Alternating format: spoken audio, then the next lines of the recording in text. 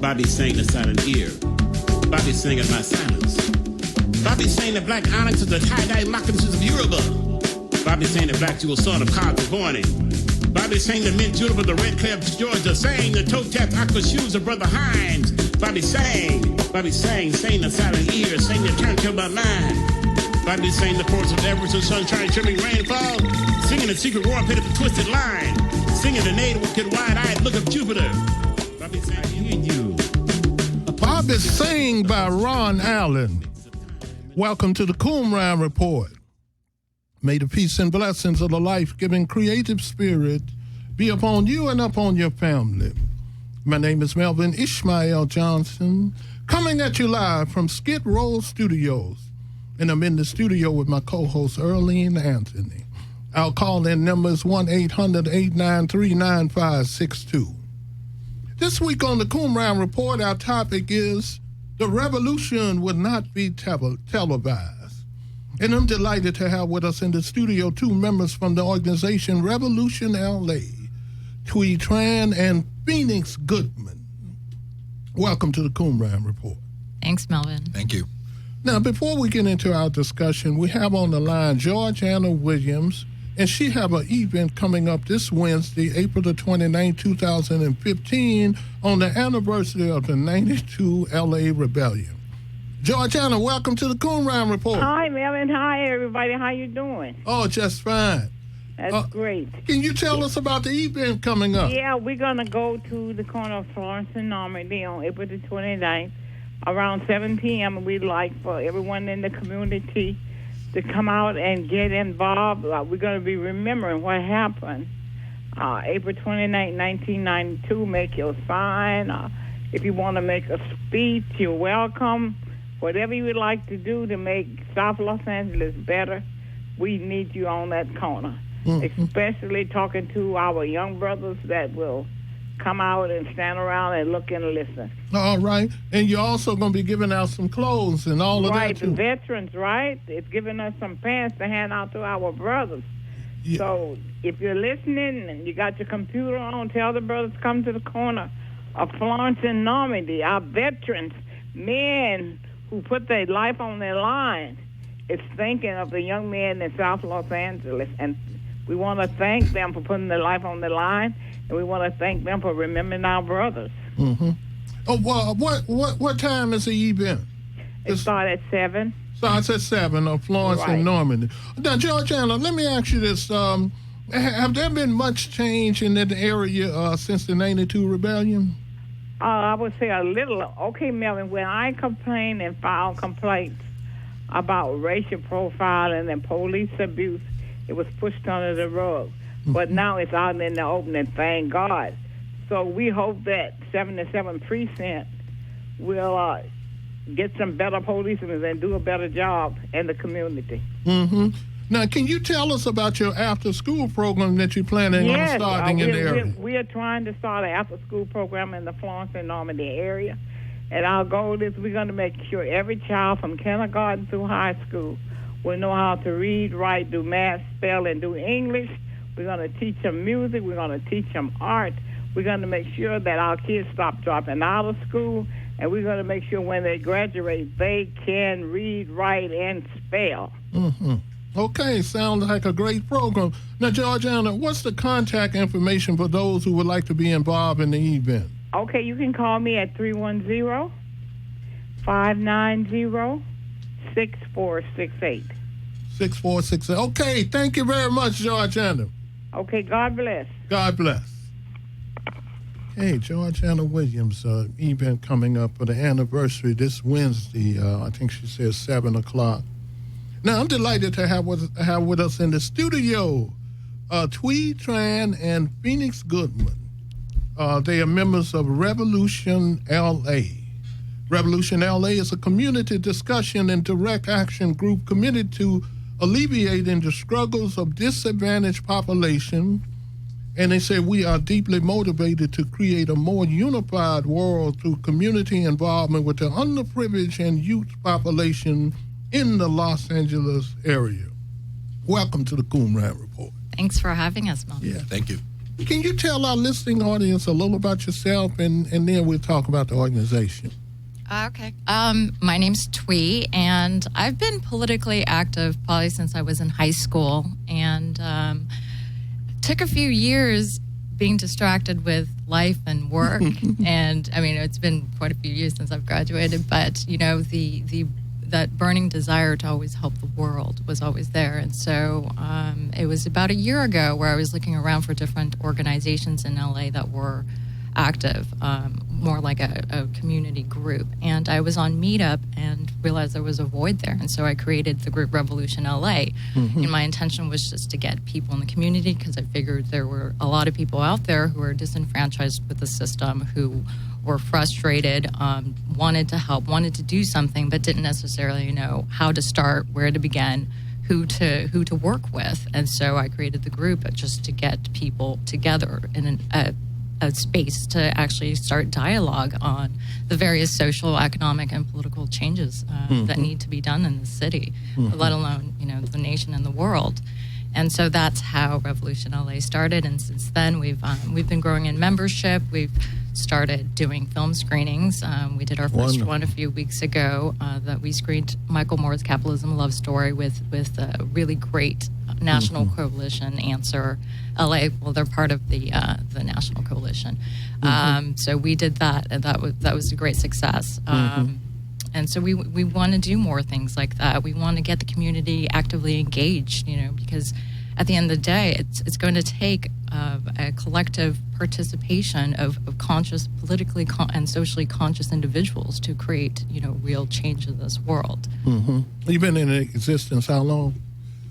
About a year. Okay. Yeah, it's been it started about a year ago, and then within the last 6 months, we've really kind of started ramping up, you know, partnering with different organizations out there, which is a big part of community building is organizing and networking. So we definitely look forward to making more contacts and really kind of pulling together resources and ideas, because it's going to take a collective of resources and ideas to really create a movement. That's right, and the movement definitely like to see young people involved and working together. How about you, Phoenix? You tell us. Sure. I come from a place of intense curiosity. I've always looked at why things are the way they are. It's obvious that there's issues, and it's, I think, something that goes over many of our heads, why the circumstances are the way they are that creates such inequality, such massive amounts of suffering among the people. So in my personal search of reading books, watching documentaries, reading articles, trying to figure out really what is going on here, let me get to the bottom of this. When you go down that rabbit hole, you come to the realization that we do indeed live in a world of those who have much, who are in a very small minority, who are perpetuating a system to advance their dominance over an enormous amount of victims. And the more you learn about that, if you're not a psychopath, if you're not completely aloof and detached, you have no choice but to get angry. You have no choice but to take up this sacred cause that's greater than yourself. Okay. The rest is history. I found Revolution LA. It was exactly what I was looking for, and there's been no looking back since. And I know this is one of the things that Jeremy wanted to do at the studio, is give a lot of these organizations a chance to make Skid Row Studio or a podcast like this a part of their organization, you know, a part of their mission statement, just another tool to get their message out. Yeah. Do you see the problems here in America more in terms of economics or race, or a combination? Or can you talk about that a little while? I think that's a really good question, and I think that dichotomy comes up quite a bit. Is it economy or race? I would say that while I think that both are very significant, I think ultimately it comes down to economic, because I think that even racism is a category of an overall concept of some that have and others that don't, and a difference in one versus the other. People having selfishness and greed versus altruism. And I think that plays out economically, and racism is a manifestation of that, because oftentimes it is the minorities that don't have the resources, and it's a natural consequence. But I will say, I think racism is a powerful tool for the elites. Why? Because the poor whites, who are themselves victims of the often European ancestral domination networks, rather than look up to their oppressors, they're then able to be divided among their co-class members and to be racist against fellow black people who actually have more in common with them than they do with their white oppressors. It's a divide and conquer. Yeah, I absolutely agree with that. I think economics, when you look at the reality, the statistics of this world today, it's no longer conspiracy. You know, you have a small group of economic elites that control the lives of a vast majority of people. And so their main goal, their driving force is profit. And that profit, encompasses Black, whites, Asians, Latinos. I mean, those were all seen as laborers and producers of that profit. And so ultimately, like what Phoenix said, racism is a symptom of that, their desire to control, economically control, financially control the lives of the 99%. The 99, let's talk a little about the 99 movement, 99% movement that had a lot of potential. What do you think? Why was the demise of that movement? What happened? What do you think was the reasons for it?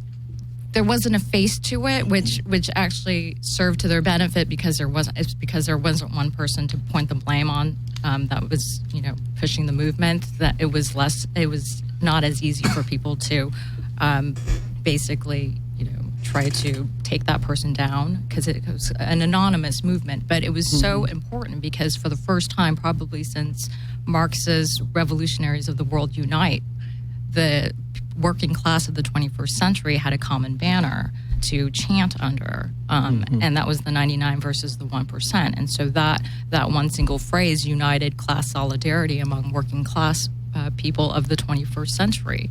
The reason why it disintegrated, because there wasn't a clear agenda. There wasn't a set bullet point of what they wanted. I mean, they were angry with the level of inequality. They knew that the bankers and the financial systems had a clear reign over the lives and the freedom and the ability to self-determine people's lives. But there wasn't a clear. They didn't have a clear agenda. And so that kind of, that created a lot of steam at first, but then that disintegrated because there wasn't an action. There wasn't. Do you think that had a lot to do with the lack of an organized leadership group? I think that they espoused the idea of a leaderless movement very strongly as part of their identity. While there might be some benefits to that, I think there's a lot of value in a leadership movement? Absolutely. In a leaderless movement? Oh, in leadership. Actual leadership. How many times does a leader evoke more than themselves as a person, but they become a brand? And this captivates people. It's beyond the scope of rationality or anything like that. The mere ability to be charismatic and to package a message in a way that can inspire people towards an idealistic change, that's very potent. And by not having that, it can be like herding cats, I think. Some people say, let's do this. Other people say, no, let's do this. And that might have added to its fizzling out. I think to Twee's point, the idea that they didn't have a clear goal, I think, is the main thing. I believe that movement is a demo for the actual revolution that is yet to come. And it will come because it's, in a sense, a dialectical necessity. People can't be in poverty for too long without there being some kind of a blowback, right? So when it does happen again, I think people will use the lessons from the 99 movement, the Occupy movement. They'll learn, I believe they'll evolve to become more effective next time. And I think that having certain bullet points that are essentially a revaluation of all values, something that is so radical that mainstream thinkers would shiver at the thought, these are the type of things that need to be brought into the agenda and to become aware or to have the mainstream aware of it, so to speak. Well, let me ask you this question then. I guess the origin, from a historical point of view, probably the origins of what we call capitalism go all the way back to the Babylonian Empire with the Code of Hammurabi. And the Babylonians lasted a long time with their systems, and then the Greeks that followed them, Greeks and the Persians, a long time, and we had 1,000 years of Rome, and the trend that we're heading in now. How long do you think if the revolution, economic revolution, come about? You know, when you look at the United States, that's been in existence, well, how long? Few hundred years and stuff. 200. Do we think we got 800 more years of this madness? Well, it's certainly I think the case that the American empire as it is today is an unsustainable force, and that will reach the fate of every empire that's come before it. But in the end, free market capitalism has no allegiance to any nation or people or creed. It's simply following the profits. And if the international banking cartel, the international mega capitalists, see fit another ideology to advance their agenda, then that's what they'll do. And then one thing that's happening with I think, what was the young lady? She wrote a book called The Shock Doctrine. And Naomi Klein, I think that's her name. She wrote that book, and she was talking about how modern capitalism tear up, they create wars, tear up in certain areas, and then they rebuild. They sort of like create their own markets when they run out of markets. Do you see something like that? Yeah. Is that what's happening in Iraq and Syria and places like that? You need to create a problem in order to create the solution that suits your needs. It's the drug dealer giving the person drugs, maybe free the first time around so they can get addicted so that they can have a customer. And so you develop a system that then becomes dependent on your hegemony and you develop your dominance that way. Okay. So, look, I'd like to, can you define and clarify some terms for me, starting off with capitalism? How would you define that? So capitalism operates with one purpose, and that's to make profit, and often profit as quickly as possible. So under the capitalist system, you have a worker who's paid a wage by the producer, the capitalist, and the wage that the capitalist pays the worker is less than the value they produce, and that remaining value becomes surplus profit, and that's how capitalists make their money. And so what you find is, for a capitalist to continue making profit, they will cut production. So they'll replace workers with overseas labor. They'll replace them with technology, or they'll slash benefits and cut wages. The extension of that of capitalism, it becomes imperialism when you have capitalists who expand their markets overseas, and so to capitalize of foreign markets and to seize control of raw materials and raw resources and energy. That's where you have monopoly capitalism, which is what we have now, where you have our military basically acting to protect the interests of a handful of multinational corporations. So capitalism, as I see it, is a system that is inherently based on exploitation. Okay. You want to add anything? Sure. I think a more textbook definition would be that means of production are handled by private ownership rather than public. That's the very, very basic, but I think that the logical conclusion of total free market capitalism is because power begets more power, money begets more money. For example, simply having $1 billion in the bank, hypothetically, would produce you an interest rate that would make your income higher than any hard worker out there. And so there is this momentum that builds up with money where the logical conclusion of any type of capitalism will always lead to some type of oligarchy. It's private domination of private interests over others, and it's an extension of physical domination, except rather than dominate through swords and guns, you dominate through the control of resources. Okay. How about communism? You want to go with socialism first? Yeah, let's go with socialism. Is seen as the lower stage of communism. So in socialism, you have production that's aligned with social needs. So your focus is not on profit, which is what capitalism is based on. Your focus is on what the community needs, what the people need. You know, you take into consideration that everyone needs, affordable housing. Everyone needs a job, not only a job, but but a living wage. And so in socialism, you have workers who work to basically reinvest the labor back into the infrastructure of society. So you have all of their efforts will go to help the collective needs of the masses. So that includes technology, cultural, recreational developments. There's no need for overproduction in a system of socialism because you're focused on taking care of people's needs. So whereas capitalism, you overproduce to basically cut down on your competitors' profits, which is why we had which is another reason why we had an overabundance of homes that currently Can you do you know of any nations from a historical point of view which practiced socialism and was successful with it? Yeah. Obviously, I think the most obvious examples are going to be the Scandinavian countries.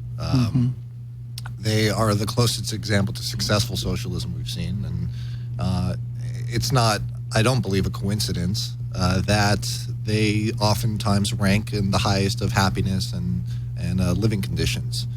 Why? Well, rather than allowing wealth to be concentrated at the top, you have a progressive taxation that's sufficient to allow those who are, maybe you could argue, well, they're producing value, whatever the capitalist argument might be, they're producing value, developing. Sure, they get more money, but not to an excessive point.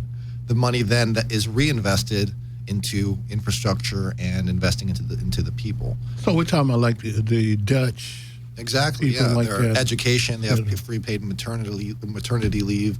What they do is they invest in the actual living conditions and the education of the people themselves. Is it the absolute idealistic system? No, I don't believe so. But I think in terms of what has thus far come to be, well, I think you could even look at it quantitatively. Just simply look at how, at least how much people have reported that they're happy, what the crime rates are, things you can actually quantify with numbers. Okay. And even if you come at it from a purely, in a way, scientific standpoint, you'll see, well, obviously they're doing something right. So it's not a coincidence. But this would be the same group of people that actually laid the foundation for modern capitalism, like the Dutch East Indian country company that organized. What was it you think that made them change, after such a long time? Because I know the whole Swiss banking system and all of that, it just seemed like they moved away from that whole concept. It's interesting you bring up Swiss, too, because that's another example of, in a sense, a government that works very well democratically with their cantons and so on. But they're also the hub of this big shadowy banking organization. So, there's almost a schizophrenic double-edged sword to that. Yes, culturally, capitalism did emerge from that European realm. But I think that we should never undervalue the ability for things to change quickly. England, for example, was entirely Catholic by the decree of one king. Within one generation, it was all Protestant, right? Think about how much has changed since the civil rights movement. And within a few generations, even if people harbor secretly racist ideals, they are not as able to be as open about it in the public because it's become shunned in our culture merely 2 generations later. So I think is a seed of hope for us, because people look with cynicism, well, look how ingrained this system is. But when you look at these examples, well, for example, the Dutch, how did they go from so capitalist to socialist and not being imperialist anymore? The Belgian Congo is a horror story, but Belgium seems pretty, nice now. Think about where can America be? Where can the world be in just 20, 30 years? That might be completely revolutionized from what we believe now. Okay. Now, how about the other two terms? Maybe you can discuss those together: communism and Marxism, and maybe tell us the difference between it. It's difficult to say, to really put a. I think if in a realm of intellectual circles, they can really nitpick specific details between Marxism and communism. Arguably, there's different types of communism. There's anarcho-communism, and there's state communism. And in that circle, you can really distinguish a lot of things, and I think that'll go into a whole other discussion. But I think communism comes down to equality. It comes down to the redistribution of wealth for the common good. In terms of how it's played out through the Soviet influence, which was its major influence in history, state control of resources rather than private control. Okay. In essence. And then Marx. It's based on resources, not on money. So what Marx talked about was living in a post-scarcity world where you would actually use technology to be able to create a material abundance. Once you have the material abundance, you're able to give things for free. All economic outputs are free. So if things are free, that eliminates exploitation. So Marx is basically what influenced the Zeitgeist movement, which is what we kind of consider 21st century Marxism. So it's all about a resource-based economy. You want to take everything that's now privately held and turn that into common heritage. So land exists for the common use of the people. Water, infrastructure, technology, all of those things go under common heritage. So it's a society that's driven by the needs and the well-being and the security of the people as opposed to profit. There is a point I think it's very important to bring up, and I hope that if one of the important things I'd hope that the listeners take from this is a message I like to clarify regarding the narrative of the right wing in regards to the word socialism and communism. I think that what we've seen in recent times, due to an amazingly well orchestrated and thought through propaganda campaign through the right wing, is this demonization of all left-wing values to the point where socialism has become a bad word. Interestingly, there are circles of conspiracy theorists and so on, not to say, because there are real conspiracies exist, but I mean conspiracy theorists who propagate this narrative that the ruling powers are out there to implement socialism and to take over in that way, when I think that is actually the biggest fallacy that's out there in those circles. Why? Well, socialism is actually the elite's worst nightmare. And yet, by, I think, propagating the narrative that the elite are pro-socialism, it's created this massive confusion. So I would like to just put it out on record to clarify, socialism is not wanted by the elite. It is exactly the opposite, because it would take the wealth from overly rich private individuals and redistribute that towards the investment of people. So we need to take back the language, the symbolism, and the narrative, so that these are no longer considered bad words, and say it with pride. And we should look at free market capitalism. We should look at big banking like Goldman Sachs and their like, and look at that with disdain, and not this grand prestige narrative that they've built. Ironically, was the largest form of government assistance was the government bailout to 2008, $17 billion. So without government assistance, big banks and financial companies would fail. Let's talk about a little about what are your thoughts on what's happening in Baltimore? Wow. Well, I right before this interview, I was looking at pictures online of what's going on, and they just recently they put the city on lockdown as of tomorrow, and they're sending the National Guard. And I think that's a very visible sign of fracture in our society. I don't condone violence, but you have to look at the frustration of a race of people who have been, are being systematically eliminated. and the frustration that Black people must be feeling. It's enormous, and it shows that something needs to be changed. And it's also ironic because you have people who are condemning the violence and calling them thugs, but these are people who are looting and burning private property. Now, is that more important than the life of a human being? These are people who angered at because a human being had his spine fractured and then was killed by a police force. And this isn't something that's isolated. This is something that's continuously happening. And so until we see some mass wide-scale change with our police force, it does not surprise me that this sort of outlash and this backlash and this anger is there, because it's been building for centuries. What do you think about African American leadership? I will say, and I'm glad you asked that, because this is the point I wanted to bring up. One thing that I looked up recently about what's happening in Baltimore, and this is the part that almost gave me the chills, because I said this is big, is I read the story about how Bloods, Crips, and Black Guerrilla Front have decided to unite on this case. And the Nation of Islam. This is huge, because this goes back to what I was saying earlier, divide and conquer. If you have these people fighting each other, then those that looking from the mountaintop look down and they know that they have nothing to fear.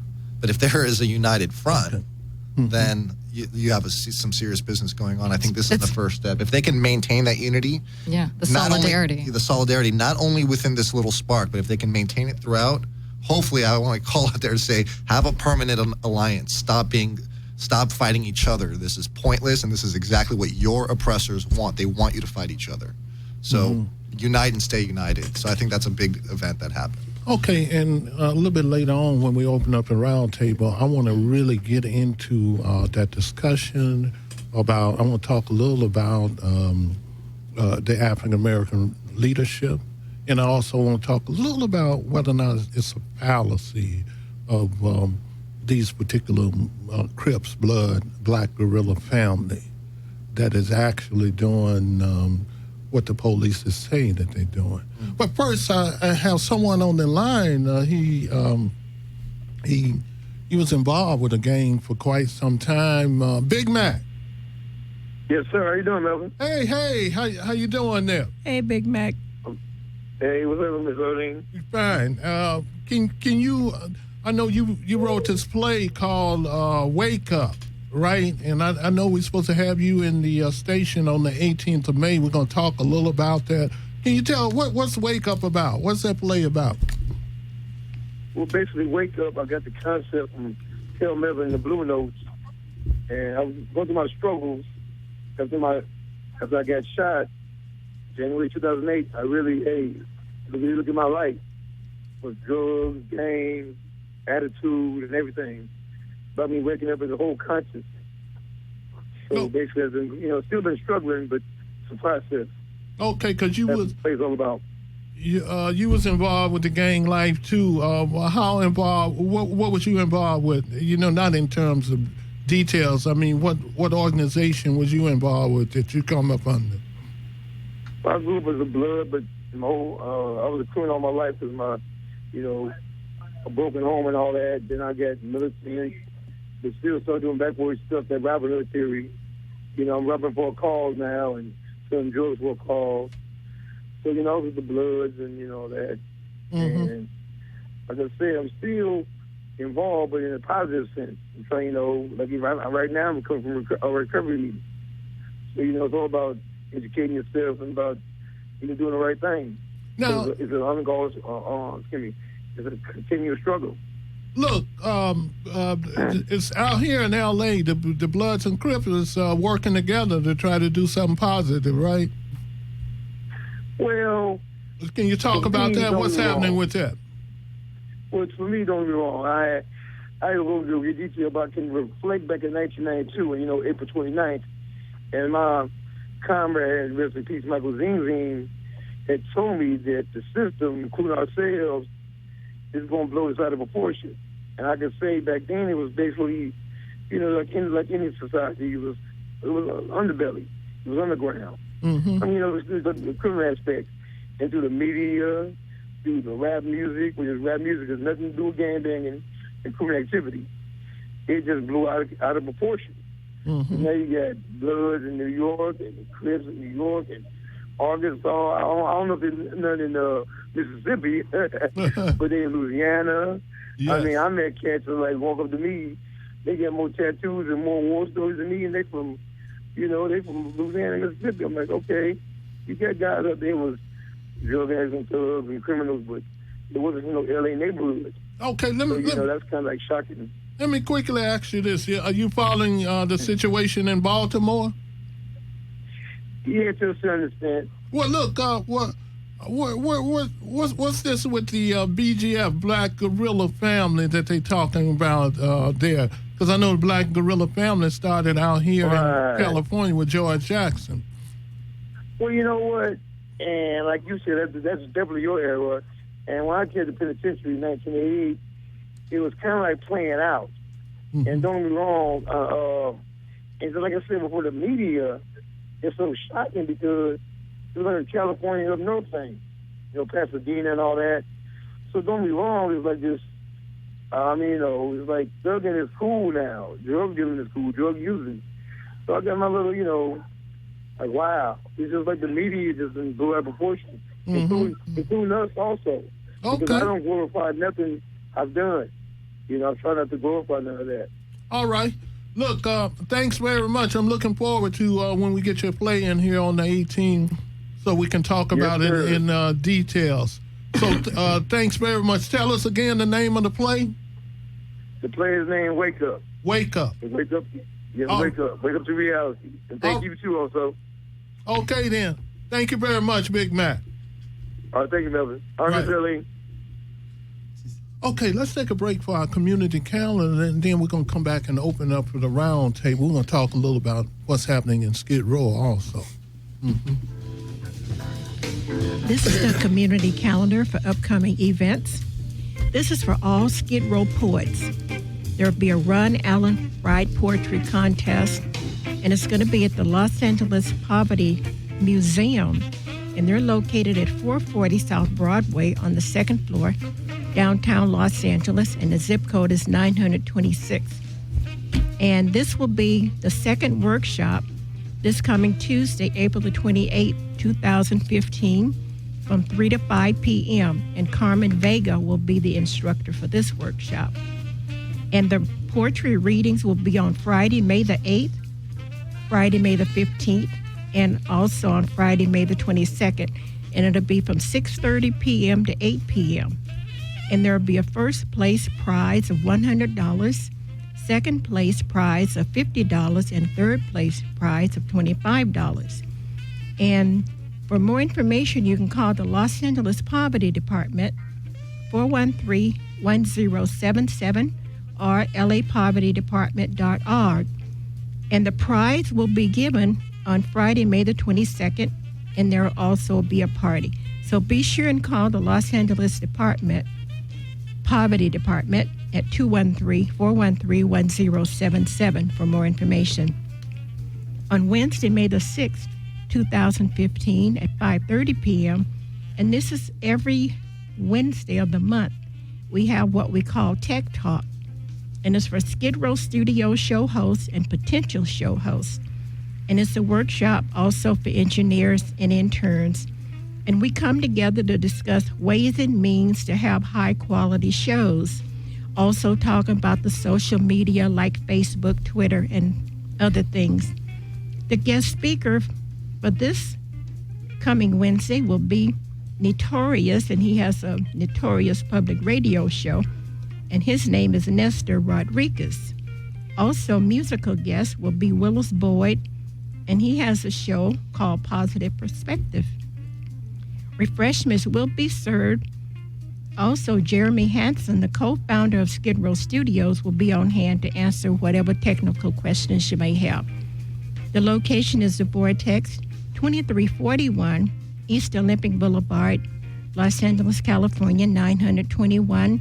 And this is at the corner of Santa Fe and Olympic. For more information, please call 213-479-1764 or dramastage1@yahoo.com. We're asking you to save this date, Saturday, May the 16th, 2015 at 6 p.m. Drama Stage Qumran, the Son of Play Reading Series, presents a stage play called Catch the Tiger. This play is written by Melvin Ishmael Johnson and directed by Bill White. This play is about J. Edgar Hoover's efforts to bring down black nationalist Marcus Garvey. The location is the United University Church on the campus of USC, 817 West 34th Street, Los Angeles, California, zip code 989, and this is located near the corner of Jefferson and Hoover. This is a free event, free parking, refreshments will be served. The reading will be followed by a Q&A. It's also wheelchair and disability accessible. And please, for more information, please call 213-479-1764 or dramastage1@yahoo.com. If you have a community event that you would like announced on our show, send the information to dramastage1@yahoo.com. Attention, Earlene Anthony. And the call-in number for our show is 800-893-9562. Now, back to our host. Okay, thank you, Miss Earlene Anthony. We're back in the studio with our two special guests, Twee Tran, Phoenix Goodman. Before we get into open up our discussion about your thoughts on the homeless in Skid Row, can you tell our listening audience what kind of projects do your organization have for young people? We actually want to start getting involved more with college campuses. You know, we realize there's a great base of young people out there who are also feeling the pressures of the financial system because of through student debt. You know, right now student debt is at $1 trillion, which is greater than credit card debt. And so you have a whole generation of young people who are economic debt slaves before they can even get out of college and find a job. So, you know, with the idealism involved with young people and, you know, their ability to identify with working class and their beliefs in freedom and self-determination, it would be great to ally with college students in Los Angeles area, you know, everywhere from USC to UCLA. So we'd love to start going on campus and pulling together all the active political party, you know, groups that are already on campus. Wonderful. I think there's really a dichotomy of what we deal with. So there's small scale and large scale, which is what our discussion groups try to address. We are both a discussion group and an action group. So those are both ends. So we do come and we brainstorm, but we don't want to be armchair philosophers. We want to go out there and apply it as well, and that's how we got the screening going and the future projects that we're planning. We also focus on small scale versus large scale. While we believe that we need to feed the homeless, these are hungry people. These people are ends unto themselves, not means to an end. They need to be taken care of. That's not enough. We have to look back and say, why are they hungry in the first place? This is where we start to focus on larger scale things. We want to eventually be able to change laws. We want to be able to inspire actual social movements so that the legal framework is such that people don't have to be hungry in the first place. But in the meantime, we're out there feeding the homeless as well every Saturday at the Unitarian Church. That's a good lead in. Let's open up to the round table. Let's go around and introduce yourself. We're going to talk about Skid Row and the homeless community. I'm Kamal. I'm with Streetwise LA. Streetwise? Streetwise LA, we're a YouTube channel.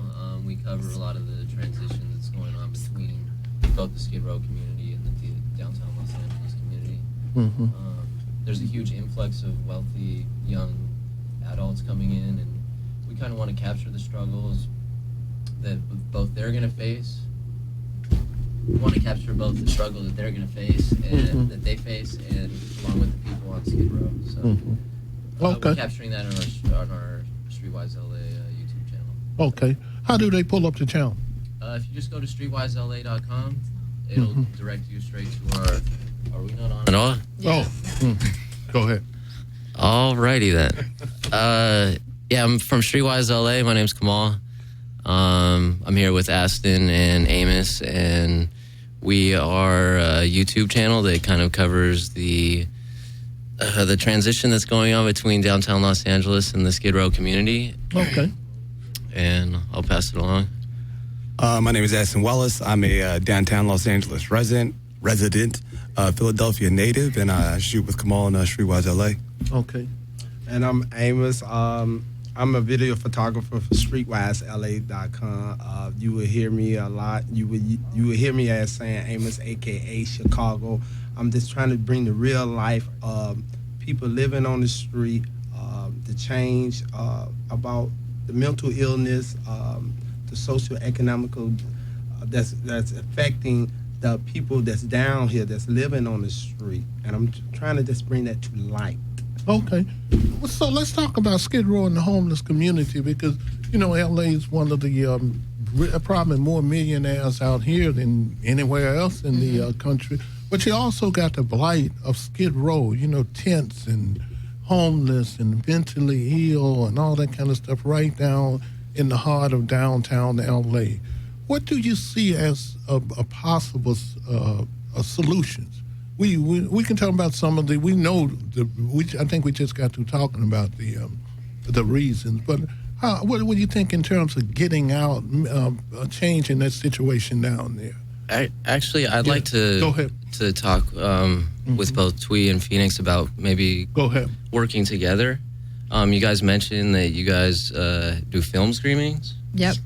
Okay, so I actually recently had an idea where we want to do like a quick kind of how-to video to get off the streets, maybe resources that are on Skid Row, maybe like something really simple that's 5 minutes, or they can really get the message home. That's great. And so this is just an idea that I had like a week ago, and now that you guys have a screening, and maybe we could work together, and when the final product is done, we can use you guys to do the screening. And our film series, it's actually called Propaganda as opposed to propaganda, because we realize that film is a very important learning tool and education tool, because a lot of people actually absorb information through visual medium, through the visual medium, as opposed to reading. Of course. So that's the reason why we started as a community film screening and discussion, just to get people engaged, get people to get an alternative education outside from mainstream media, because we do,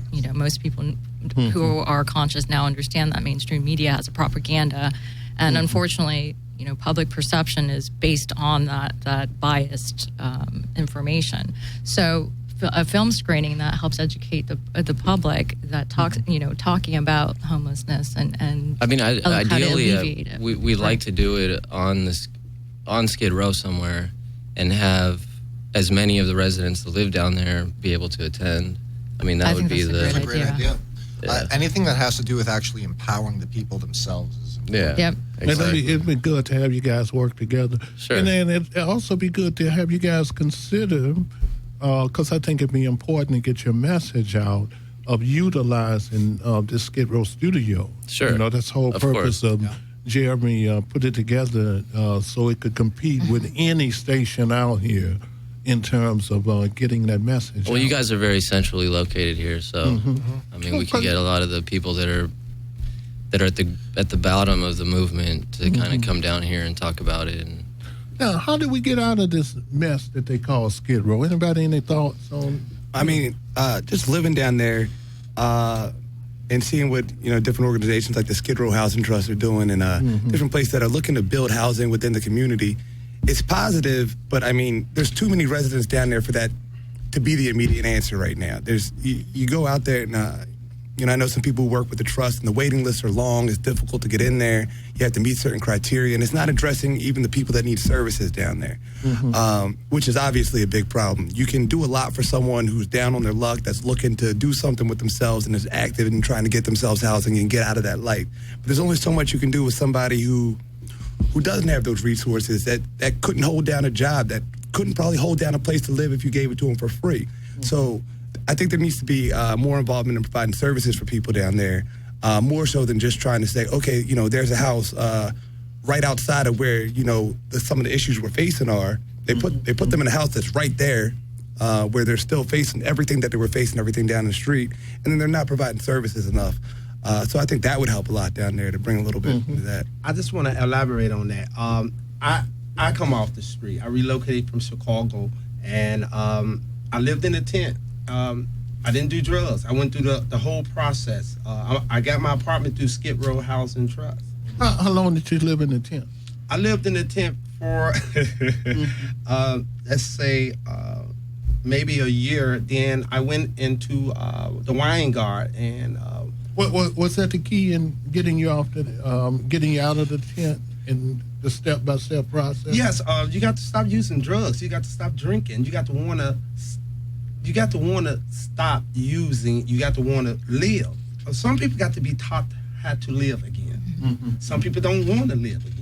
Some people just happy into where they at, living in a tent, living outside. Those the ones they're gonna have to be, unfortunately, weeded out. And that's what you got to, like what he was talking about. You got to teach people how to live again. And I met a guy, been out there for 9 years. In the tent? In the tent, and his tent looked better than my apartment. I think what's really important is what's inside these people's minds, how they perceive, because in the end, it comes down to their human capital. I think if you really look at the origin of most of the people that are afflicted by that lifestyle, they come from bad childhoods, either abuse or neglect, and the outcome of that is this low degree of self-actualization. So you say, what should we do? We can take countermeasures in terms of alleviating, but I think the number one thing is preventing these people from actually, or preventing any future citizen from being afflicted in that way. And I think the role of the state should be to self-actualize its citizens so that nobody ends up on the street from their own volition. If I can I go over just a few bullet points? Because we mentioned what was wrong with Occupy. They don't have a couple of things. Go ahead. A couple of things that I feel very strongly about.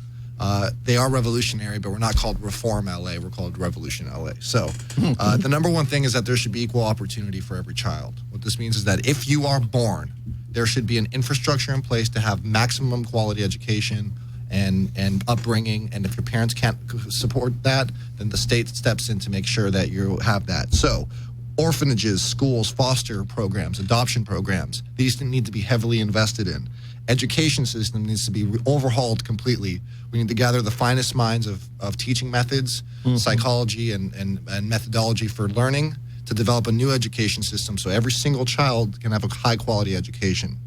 So, furthermore, prisons should no longer be privatized. Not only privatized for sure, but it shouldn't be as punitive. It should be reforming. They should be job training programs. There should be an education system in the prison system, so when they come out, they're ready to be a member of society. We need to nationalize the bank so investment is no longer in private hands, and we need to we need to have an inheritance tax on the super rich to reinvest their hoarded money back into the populace. I just want to throw in one statistic that shows kind of how upside down our system is, and that deals with the homelessness. Amnesty International came with they recently said that the number of vacant houses in the U.S. outnumbers the number of homeless people by 5 times. That's a good So point. we have empty homes, millions of empty homes, and over 500,000 homeless population.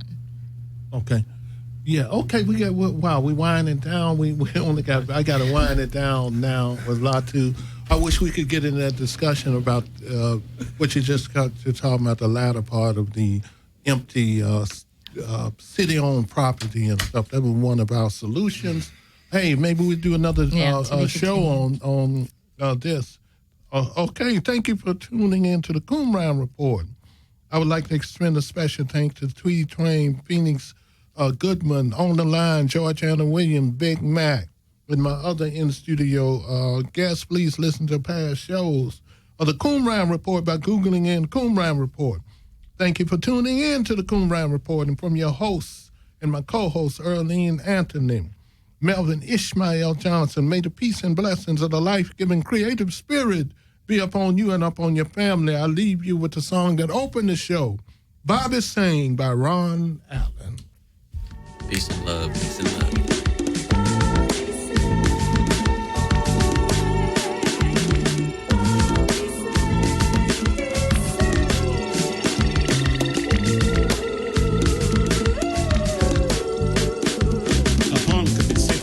voice is really greater in the mix of time and the digging body flavor. A poem could be safer, but the voice is really greater in the mix of time and the digging body flavor. A poem could be safer, but the voice is really greater in the mix of time and the digging body flavor. A poem could be safer, but the voice is really greater in the mix of time and the digging body flavor. Silence, and I hear you. I hear you. A poem could be safer, but the voice is really greater in the mix of time and the digging body flavor. A poem could be safer, but the mix is really greater in the mix of time and the digging body flavor. A poem could be safer, but the voice is really greater in the mix of time and the digging body flavor. A poem could be safer, but the voice is really greater in the mix of time